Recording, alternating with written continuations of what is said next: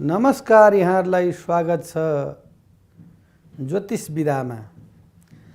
आदरणीय सज्जन भक्तवृन्द, आजको विषय प्रसङ्ग लिएर उपस्थित भएको छु। ज्योतिष शास्त्र अन्तर्गत हामी मानवहरूलाई शुभ र अशुभ के कारणले हुन्छ,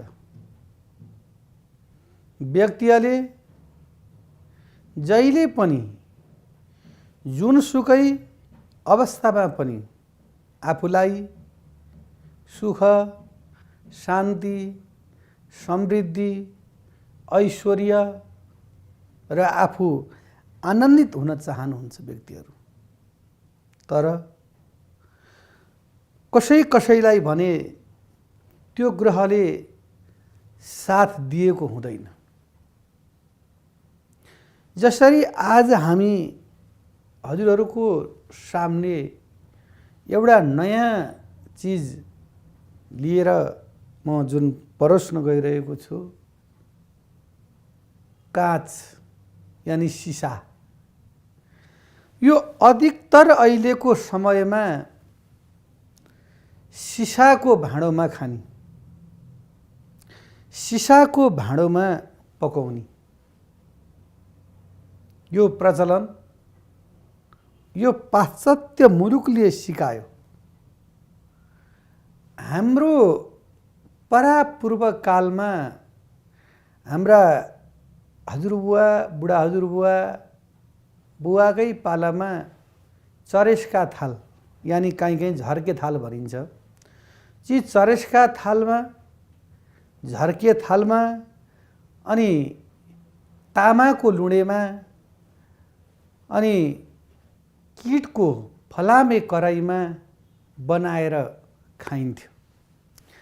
यसले हामीलाई हाम्रो शरीरलाई चाहिने सम्पूर्ण तत्त्वहरू, खनिज पदार्थहरू त्यसले दिन्थ्यो। जसरी माटाको भाँडामा दही जमाउँथ्यौँ, माटाकै भाँडामा नुन झिकेर राख्थ्यौँ अनि माटाकै ठेकीमा या काठको ठेकीमा त्यसलाई मथन गरिन्थ्यो। त्यसबाट काठबाट पनि तत्त्व आयो, माटोबाट पनि तत्त्व आयो र यता फलामे कराईमा जुन हामीले बनाइन्छ त्यो फलामको पनि हामीलाई चाहिँ आइरन तत्त्व आयो। अनि तामाको भाँडो, तामाको त्यो तपाईँको लुँडे भन्छ, कहीँ झ्याङ्गा भन्छ। अब अहिलेका नानी बाबुहरू त सायद यो टेलिभिजन हेर्न पनि कम हेर्नुहुन्छ होला।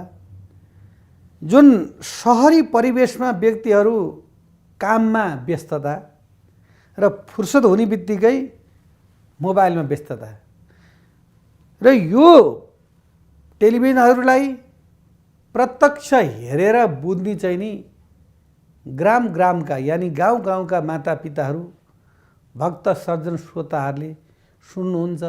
यसको चाहिँ नि के हो गुरु भनेर प्रश्न पनि गर्नुहुन्छ यसको विषयमा। र हाम्रो सन्दर्भ के छ त भन्दाखेरि, जसरी तामाबाट, पित्तलबाट, चरेसबाट जुन हामीले तामाको लुँडेमा, अब अहिले हलुवा भन्छन्, उतिर ढिँडो, जसरी गहुँको ढिँडो, मकैको ढिँडो, कोदाको ढिँडो, त्यसमा तत्त्वहरू पाइन्थे।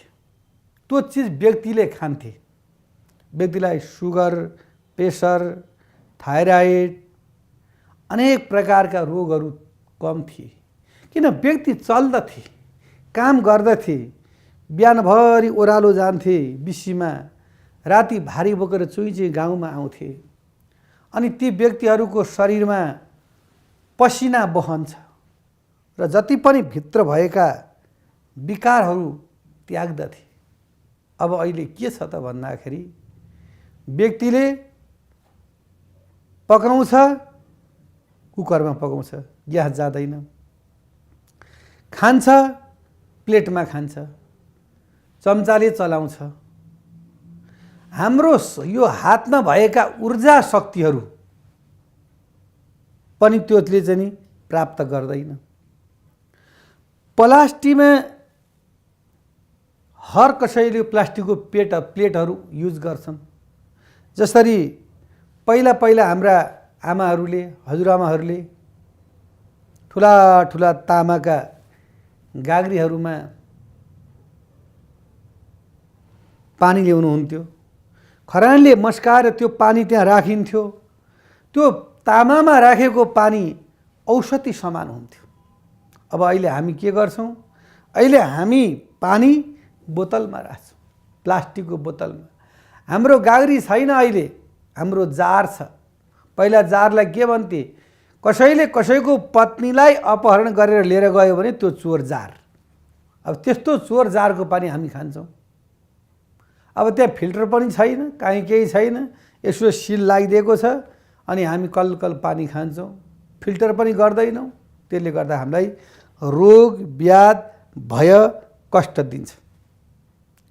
हजुरहरूलाई लाग्छ होला कि हामी त वास्तु हेर्ने ज्योतिष हेर्ने गुरुले प्रवचन जस्तो दिनुहुन्छ भन्नुहुन्छ होला। होइन, ज्योतिष शास्त्रले के भन्छ त भन्दाखेरि जसको ग्रह गोचर खराब हुन्छ, आज हाम्रो सन्दर्भ भनेको काँच यानि सिसाको। मानिलिउँ एउटा सिसाको ग्लासमा पानी लिएर हामी घरका सदस्यले खायौँ भनेदेखि हाम्रो राहु प्रबल हुन्छ र त्यो काँचको भाँडोमा सितिमिति शास्त्रीय ज्योतिष शास्त्र अनुसारले युज गर्नुहुन्न। सिसाको गिलासमा पानी खानुहुन्न।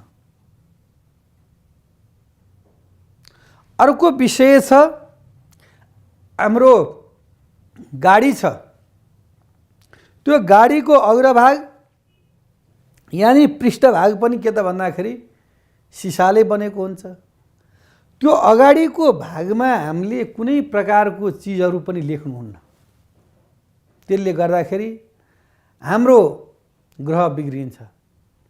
त्यो गाडीको पृष्ठ यानि पछाडिको भागमा भने यहाँले परमात्माको नामहरू जोडेर, कुनै देवी देउरालीको नामहरू जोडेर, यहाँका इष्टदेवता कुलदेवताको नामहरू जोडेर यहाँले लेख्न सक्नुहुन्छ। र हाम्रो घरमा सिसा टुटेको छ भने यसलाई हामीले तत्काल फ्याँक्नुपर्छ। कतिसम्म पनि देखिएको छ भन्दाखेरि कयौँको घरमा आँखी झ्याल राखिएको हुन्छ।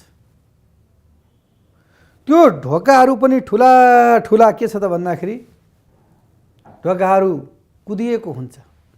अनि त्यो कुदिएको ढोकाको बीचबाट जीव जन्तुहरू छिर्छन् भन्नका निमित्त त्यसमा सिसा राखिएको हुन्छ। त्यो सिसा कहिले पनि राख्नु हुँदैन। सिसाले हाम्रो जति पनि शक्ति छ, ऊर्जा शक्ति छ, त्यो ऊर्जा शक्तिलाई उसले तान्छ र नेगेटिभ भाइब्रेसन चाहिँ नि पठाइदिन्छ। अनि के हुन्छ भनिसिन्छ भनेदेखि त्यसमा घरमा झगडा कलह वैमनस्यता उत्पन्न हुन्छ। जसरी घरमा कलह वैमनस्यता उत्पन्न भएपछि त्यो घरमा लक्ष्मी अवश्य रहनुहुन्न। जब लक्ष्मी रहनुहुन्न तब त्यसमा के त भन्दाखेरि सम्पत्तिको कमी हुन्छ। अनि सम्पत्तिको कमी भइसकेपछि अनि घरमा झैक झगडा अनेक प्रकारका समस्या आइलान्छ। अनि व्यक्ति के गर्छन् भने अनि चिना बोकेर ज्योतिषकान जानुहुन्छ। गुरुदेव मेरो चिना हेरिदिनुहोस्, मेरो चिनामा के ग्रह छ, के दोष छ भन्नुहुन्छ। तर आफ्ना घरका ऐनाहरू सिसाहरू झ्यालहरूमा कुनै चिज पनि यहाँहरूले हेर्नुहुन्न। त्यस्तो नहेर्नाले गर्दाखेरि यहाँहरूलाई ग्रह बिग्रिन्छ, दुःख हुन्छ, दारिद्रता हुन्छ, महामारी हुन्छ, त्यस कारणले आदरणीय सज्जन भक्तवृन्द, यहाँहरूले घरका ऐना भए, सिसाहरू भए, यस्तो सधैँ सफा र नटुटेको राख्नुपर्छ। र यसमा विस्तृत जानकारीको लागि यदि हजुरहरूलाई हामी मार्फत भेट्न चाहनुहुन्छ भनेदेखि नमस्कार, म ज्योतिष तारुचन्द्र नेउपाने। विगत 22-23 वर्षदेखि म अनवरत रूपले ज्योतिष शास्त्र सेवा चलाई आइरहेको छु र साथसाथै इमेज च्यानलमा पनि मैले वास्तुशास्त्र सम्बन्धी, ज्योतिष शास्त्र सम्बन्धी 8-9 वर्षदेखि अनवरत रूपले म कार्य गरेर आइरहेको छु।